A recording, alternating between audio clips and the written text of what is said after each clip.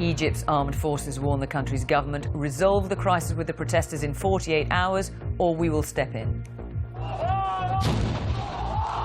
The ruling party's headquarters have been ransacked by protesters. 8 people have been killed. This is the scene live in the capital's Tahrir Square. Thousands are out in force again to demand that the Islamist president stand down. They don't care about anything except themselves, and we all feel optimistic about this moment. With the threat of a possible coup just a year after Egypt's first democratic elections in decades, we'll be live in Cairo with the latest. Also tonight, 19 elite firefighters are killed as wildfires blaze along the west coast of America. £60 million spent on senior management payoffs. The BBC is sharply criticised by the government's spending watchdog. How MPs may be awarded big pay rises far above inflation and why the Prime Minister is against it. Close to tears. And England's female hope Laura Robson bows out of Wimbledon while Murray is still fighting to stay in. Tonight on BBC London News, cleaning up the capital's roads. New rules mean only the greenest vehicles are exempt from the congestion charge. And why the economic downturn means London's poor are getting poorer.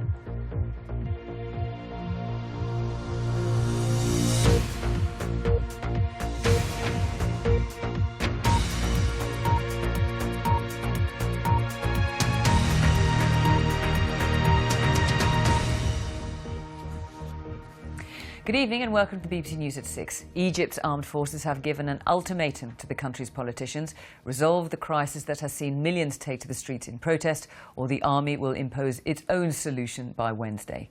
The announcement of what sounds like a threatened coup was made on state television. 16 people have been killed in mass protests across the country demanding the Islamist president Mohamed Morsi resign just a year after he was voted to power. Our Middle East editor Jeremy Bowen reports from Cairo. As soon as they heard the army's announcement, opponents of the president headed for Tahrir Square to celebrate. Their assumption is that the armed forces are on their side. And if the president doesn't agree to early elections within 48 hours, the generals will make him. It might not be that simple. The statement by the Minister of Defense was worded carefully. The armed forces repeats its call for the people's demands to be met and gives everyone 48 hours as a last chance to shoulder the burden of a historic moment in which the nation is passing through, a nation that will not forgive any power who falls short in fulfilling its need. The general did not say the president must go. The army, which has troops in strategic positions across Cairo, is saying that the government and the opposition have 48 hours to agree a way forward, or it will intervene with its own plan. The statement came after a violent night. The headquarters of the Muslim Brotherhood were attacked, and after deaths and injuries on both sides, the building was burnt out and ransacked. There are real fears of a slide into much more serious violence, even a collapse of the state. Local people carried away their trophies. One of the biggest grievances Egyptians have is that President Morsi has governed for the Muslim Brotherhood and not for the country. I think that today the Egyptians took their revenge because they deserve. Muslim Brotherhood, they don't care about anything except themselves, and we all feel optimistic about this moment. We all feel optimistic, and I think we will continue. The Brotherhood's building was the symbol of its rise from being a banned organization under the old regime to power in the new Egypt. This was an easy target. Forcing the resignation of a president who was elected in a vote that was welcomed across Egypt and around the world is going to be much harder. That electoral victory allows President Morsi's people to argue that if Egypt is to call itself a democracy, he cannot be removed by street protests and arson. Jeremy Bowen reporting there from Cairo. 19 firefighters, almost all from a single elite team, have been killed in a massive wildfire in Arizona. It's the highest death toll among firefighters in the US since the 9/11 terror attacks. The west coast of America has been baking in an extended heat wave, with temperatures expected to reach 54 degrees centigrade. That, combined with tinder-dry conditions and high winds, have led to fires across a number of states. Our North America correspondent Johnny Diamond has more. A vision of hell. Blazing through everything in its path, a wild and unpredictable fire that has taken a terrible toll. All through the weekend, the hills and homes have burned. And all through the weekend, an elite team of firefighters went deep into the inferno. What we do know is that 19 firefighters were killed in what's probably the worst disaster that's taken place in wildland history here in the state of Arizona. They were the Granite Mountain Hotshots. Seen here training, they went not to put out fires, but to stop them spreading. They went on foot with saws and axes to create fire breaks. But when the Arizona blaze turned, there was no escape. I waved at one of them and I said, "What's up, guys? Is there fire in the back of the neighborhood or something?" And he said, "No." He said, "We're coming in to take a look at where we can set up a break to try and save your neighborhood." And they're gone. A lightning strike is believed to have started the fire. The region is roasting right now, record temperatures and low humidity that fed the blaze. We have 15 large fires burning in that area right now. We have an entire zone, this part of the country, that got some of the warmest temperatures they've ever reported. In places like Arizona, Phoenix, 117, never been there before. The fire is still spreading, still out of control.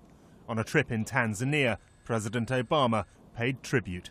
Firefighters, law enforcement officers, they run towards the danger.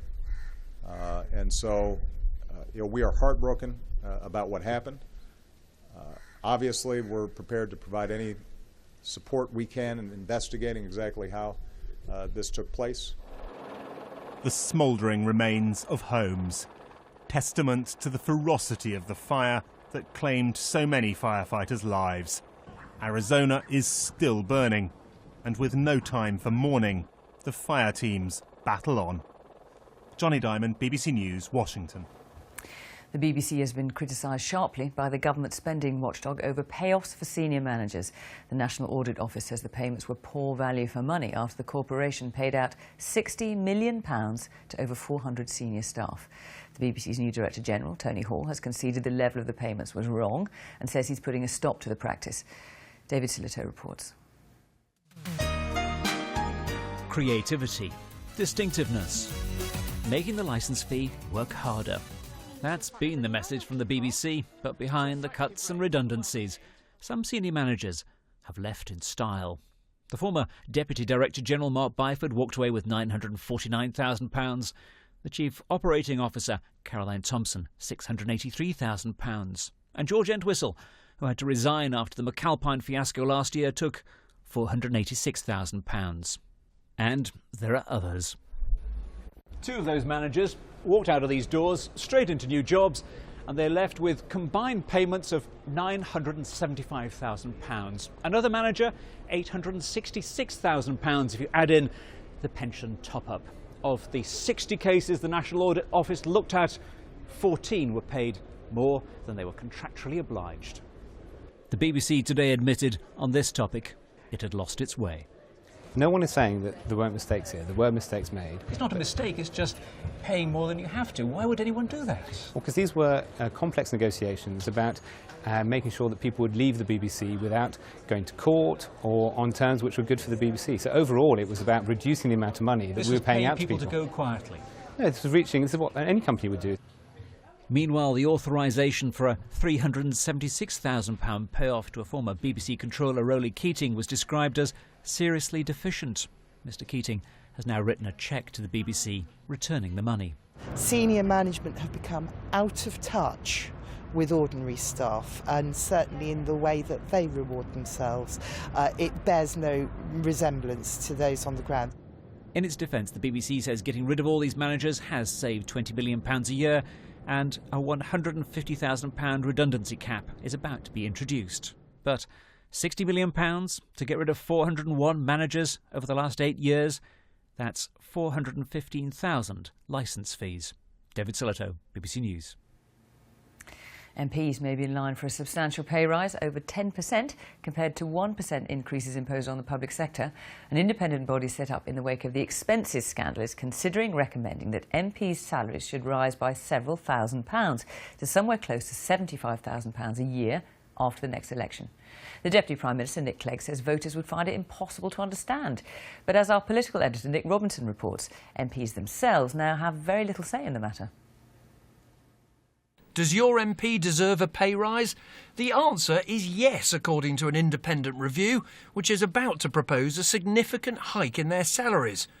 No prizes, though, for guessing what many voters think. What we're listening to is appalling stories of people with their noses firmly in the trough. How, you might ask, can MPs even think of giving themselves a pay rise? The answer is they're not. They no longer control, set, or even vote on their own pay, pensions or expenses. That power was given to the Independent Parliamentary Standards Authority after the expenses scandal. Maybe, but it's still causing the politicians a headache.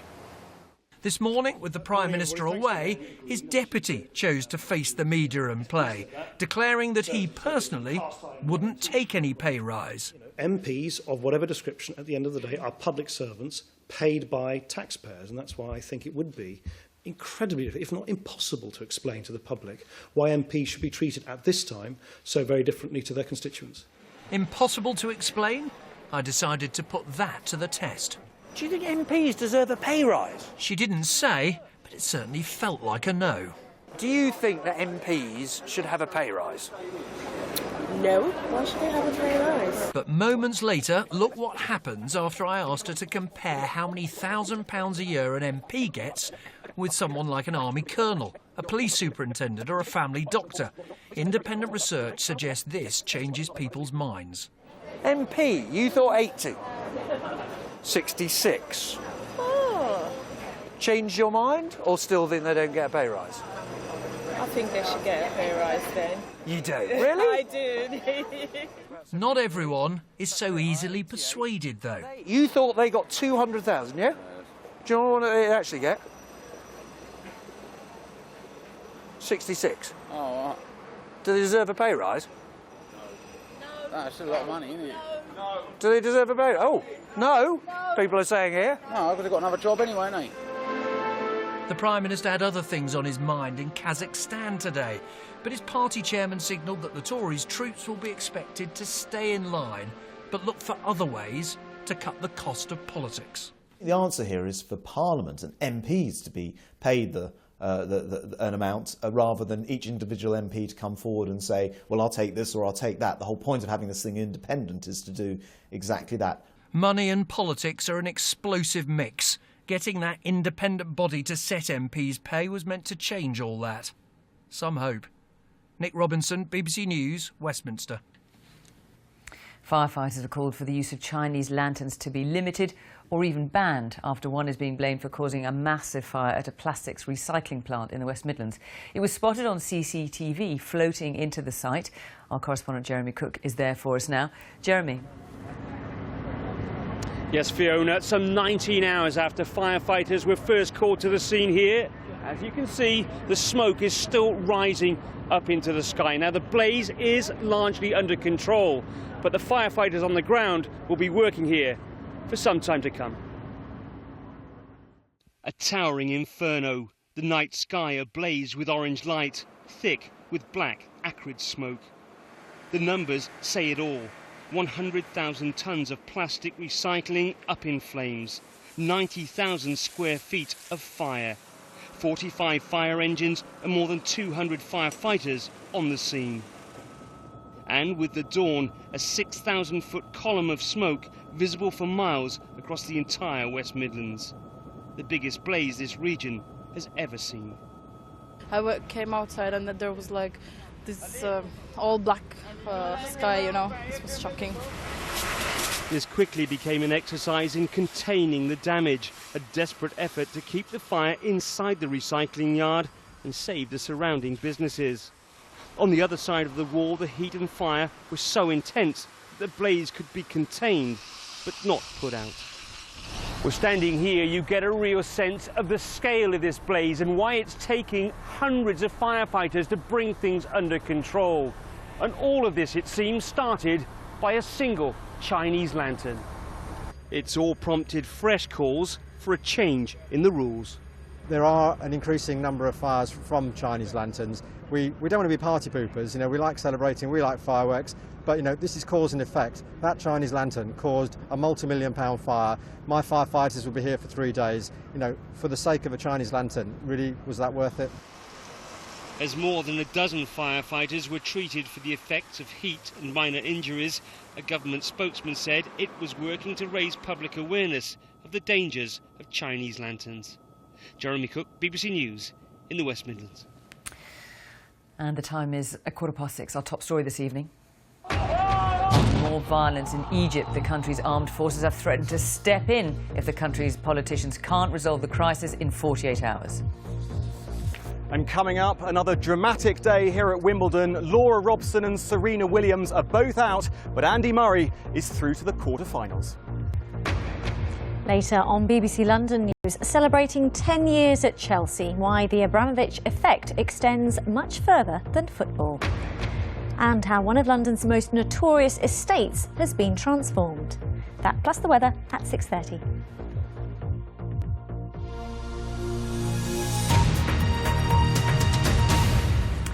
They have shops in most high streets and they've been accused of luring the vulnerable into taking on debt they just can't pay back.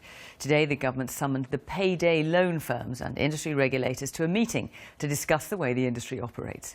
There are some 240 different companies offering payday loans in the UK, with annual interest rates of more than 5,800% charged on some loans. The industry is worth £2 billion a year. Our personal finance reporter Simon Gompertz reports. Payday lenders mushrooming on the high street and the internet have been condemned for pushing unaffordable loans, making inadequate checks on customers, misleading them about the cost and causing distress, misery and hardship for borrowers who just can't pay the money back. Borrowers including Debbie Burgess from Essex, who took out a £400 loan when she was desperate to pay the rent, then got hooked in when she was offered larger sums every month. Do not touch them, because once you get involved with them, it spirals out of control so very, very quickly. And you're just on a downward spiral, I think. Basically, if you need that sort of money to get you through the month, I'd rather have asked my family. Protecting thousands like Debbie is what ministers say they want to do. They called top players to the Department for Business today for a summit behind closed doors, but not to announce new measures. Are you going to stop any more payday lenders as a result of today? Well, I certainly think that they've had a very, very clear message sent by myself and the regulators round the table. If they don't improve their behaviour and even stick to the codes that they volunteered to sign up to last November, then they're going to face some very, very tough action from regulators. Control by the Office of Fair Trading and voluntary codes of practice has failed to keep out rogue lenders, but next year the new Financial Conduct Authority will have stronger powers to close firms and ban products. And the summit did discuss action against adverts for high-cost loans which target the unemployed and young people. The larger lenders don't target specific groups of people, but that doesn't mean that we shouldn't look at our advertising and our marketing to make sure that we are getting to the right people and that the wrong people aren't taking out these loans. So payday lenders have been put on notice by ministers that if they lend irresponsibly, they'll be closed down. But it won't be clear until next year how tough this new regime will really be. Simon Gompertz, BBC News in Westminster. The former head of Canada's central bank, Mark Carney, has taken up his new post as Governor of the Bank of England. Mr Carney, who takes over from Sir Mervyn King, has a huge task, facing weak economic growth and a bleak outlook. Our economics editor, Stephanie Flantz, assesses the challenge ahead. We've got used to the Canadians taking over Trafalgar Square on July 1st to celebrate their National Day.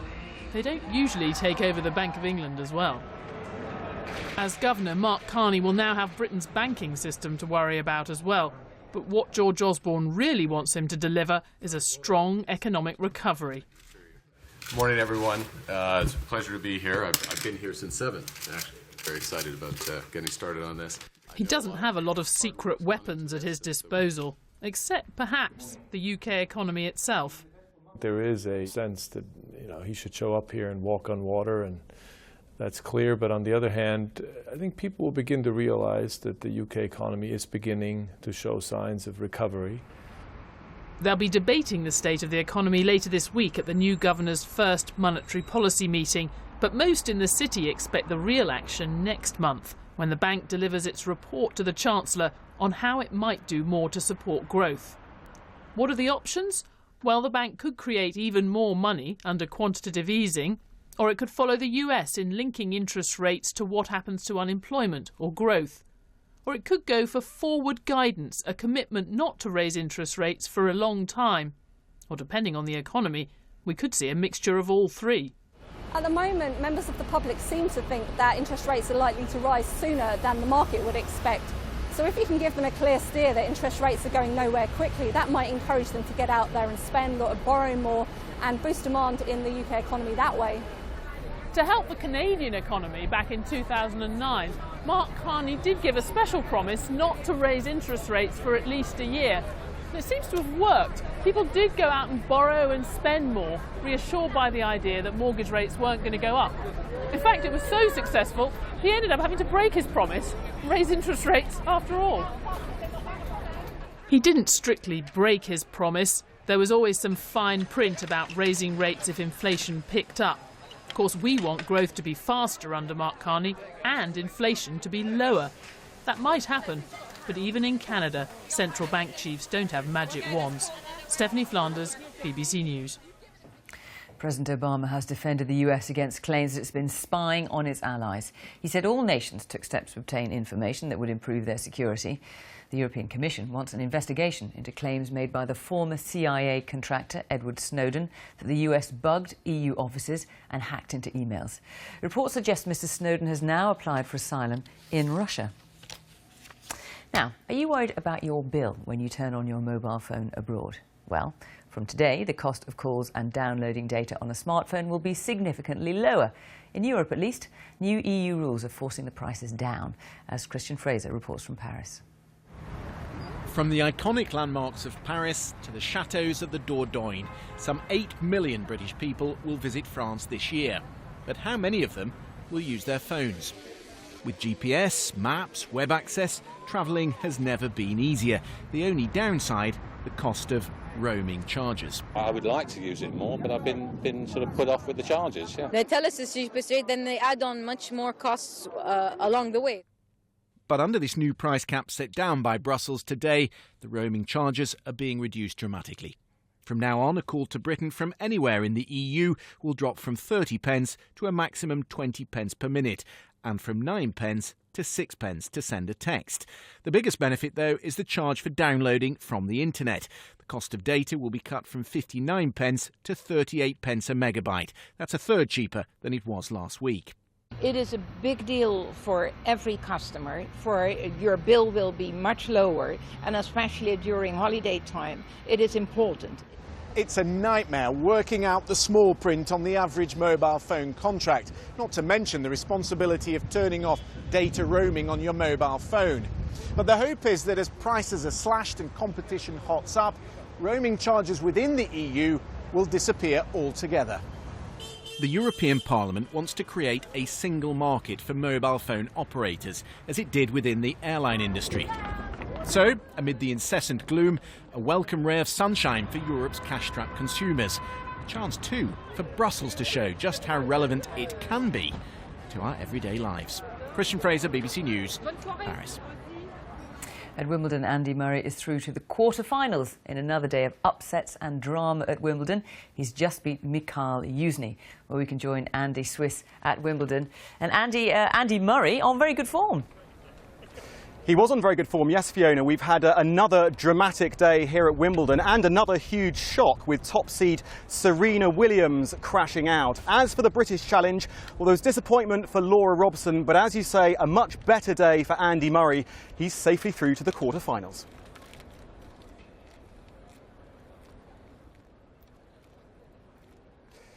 Yes, it was an excellent performance by Andy Murray, winning his game in straight sets. An impressive performance by him. He's still yet to drop a set at these championships. And Mikhail Yuzhny, the number 20th seed, he tried to come back in the second set, but Murray in the end simply too good.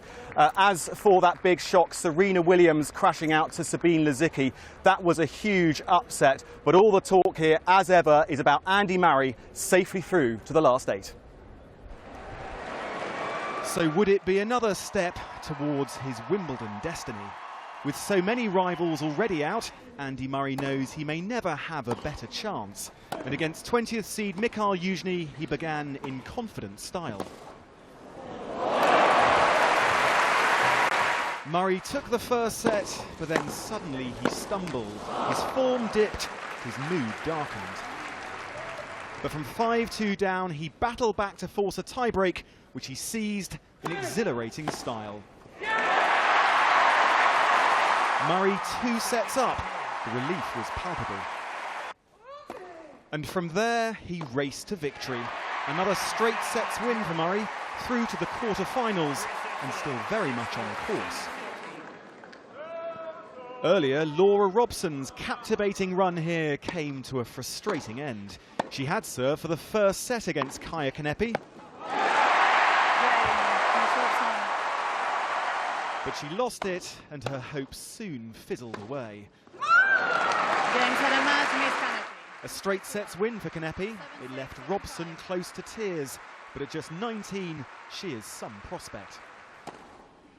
For tears of joy, though, how about this? Germany's Sabine Lisicki, who did the unthinkable by beating defending champion Serena Williams. Lisicki seemed as stunned as everyone else, and the emotions soon overflowed. As interviewers, we're not supposed to ask, how do you feel? But I'm going to, because you are shaking. I'm so shaking. I'm so happy. This Wimbledon of jaw-dropping upsets has delivered yet again. Day here, another good day though for Andy Murray. On this form, he will take some stopping. Fiona. Let's hope so. Andy, thanks very much indeed. Right, let's take a look at the weather now. It's looking lovely at Wimbledon. Here's Matt.